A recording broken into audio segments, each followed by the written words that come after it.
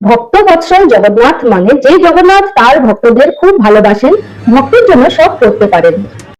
জগন্নাথ জাতপাত মানেন না, রাজা প্রজা হিন্দু মুসলমান ব্রাহ্মণ চন্দ্রাল যে প্রাণ দিয়ে ডাকে তার কাছে ছুটে যান, তাই তো তার হাত নেই সবাইকে বুকে টেনে নেবেন বলে, চোখ বড় বড় ভক্তকে দেখবেন বলে।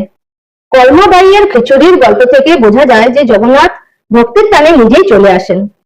কর্মাবাই ছিল এক গরিব বুড়ি, পুরীর কাছে থাকতো।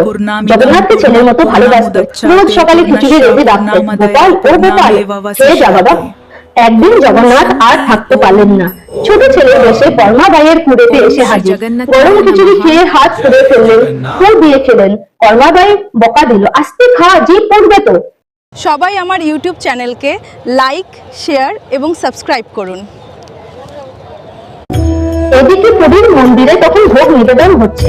পুরোহিত দেখে জগন্নাথের মুখে খিচুড়ি লেগে আছে, হাতে ফোসকা। সবাই অবাক।